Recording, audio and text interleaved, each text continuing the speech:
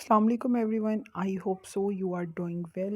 Welcome to my YouTube channel. उम्मीद करती हूँ आप सब खैरियत से होंगे। इससे पहले हमने प्रेजेंट कॉन्टिन्यूस टेंस के बारे में देखा था। अब हम प्रेजेंट में परफेक्ट टेंस को पढ़ेंगे। प्रेजेंट परफेक्ट टेंस क्या होता है? प्रेजेंट परफेक्ट टेंस की पहचान ये होती है कि इन जुमलों के आखिर में चुका है, चुकी है, चुके हैं वगैरह आता है, और इन जुमलों में हम वर्ब की थर्ड फॉर्म इस्तेमाल करते हैं। हैज़ और हैव हेल्पिंग वर्ब का इजाफा होता है। अब हम देखेंगे हैज़ किसके साथ लगता है और हैव किसके साथ लगता है। ही, शी, इट या कोई भी सिंगल नेम यानी अकेला नाम होगा तो हम हैज़ लगाएंगे। आई, वी, दे, यू या एक से ज़्यादा नाम हो तो हम हैव लगाएंगे। जैसे कि आपको स्क्रीन पे नज़र आ रहा है, पहला जुमला है उस लड़के ने सबक याद कर लिया है। अब लिया है, गई है, आया है, ये सब भी हमारे पास प्रेजेंट परफेक्ट की जो पहचान है उसमें आता है। अब हम इस जुमले को ट्रांसलेट करेंगे। उस लड़के ने सबक याद कर लिया है। द बॉय लड़का हो गया। अब हेल्पिंग वर्ब लगाना है। बॉय अकेला है तो हम लगाएंगे हैज़। अब लर्न होता है लेसन को याद करना, सबक को याद करना, तो इसकी थर्ड फॉर्म यूज़ होगी learned. The boy has learn the lesson. इससे अगला जुमला है इस लड़की ने कहानी लिख ली है। तो लड़की है तो लगेगा गर्ल। डैड गर्ल अकेला है तो क्या लगेगा हैज़। Dad girl has. लिखने की उर्दू होती है राइट। अब क्योंकि थर्ड फॉर्म यूज़ होनी है तो यहाँ पे आएगा written. That girl has written the story. अब इससे अगला जुमला है वो नज़म पढ़ चुके हैं। ज़्यादा के लिए लग रहा है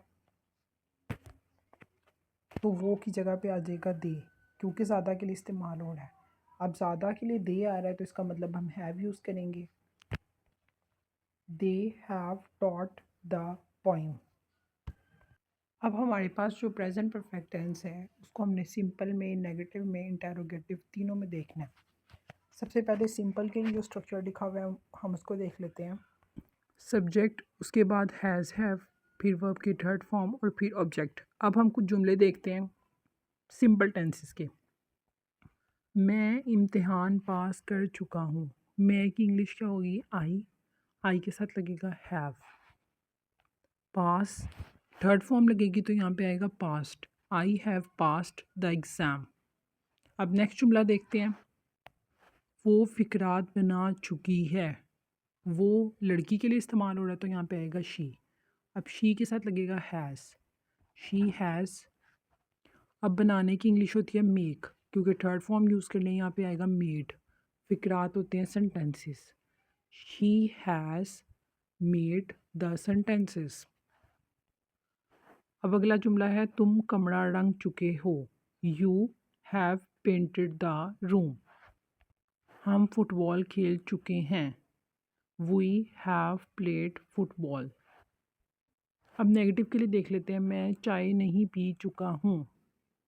अच्छा, सबसे पहले तो हम नेगेटिव का स्ट्रक्चर देखते हैं हमने क्या यूज़ करना है, फिर जुमले की तरफ जाते हैं। सब्जेक्ट लिखेंगे। हैज़ और हैव हेल्पिंग वर्ब के साथ हमने नॉट का इस्तेमाल करना है, नहीं के लिए नॉट।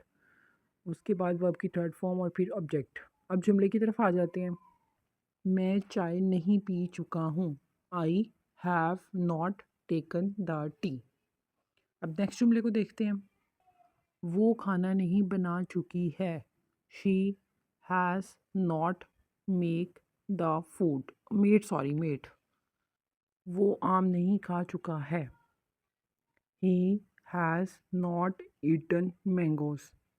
अब मैंने आपको पहले भी बताया था कि पहचान जो इसकी है ना वो सही चुका है, चुकी है, चुके हैं ही है।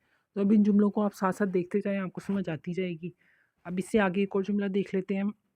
वो क्रिकेट नहीं खेल चुका है। He has not played cricket. अब हम इंटेरोगेटिव के लिए देख लेते हैं, जिसे हम कहते हैं सवालिया जुमले, जिसमें हम क्या का इस्तेमाल करेंगे। अब इसका स्ट्रक्चर देख लेते हैं। सबसे पहले तो हमने हेल्पिंग वर्ब यूज़ करना होता है स्टार्ट में, हैज़ और हैव। उसके बाद सब्जेक्ट, वर्ब की थर्ड फॉर्म और फिर ऑब्जेक्ट। जैसे कि पहला जुमला है, क्या वो स्कूल जा चुका है। Has he gone to school. क्या में हमने हेल्पिंग वर्ब स्टार्ट में लगाना है तो हैज़ आएगा, क्योंकि एक एक लड़के के बारे में बात हो रही है कि क्या वो स्कूल जा चुका है। Has he gone to school. अब नेक्स्ट सेंटेंस देखते हैं। क्या तुम मुकाबला जीत चुके हो?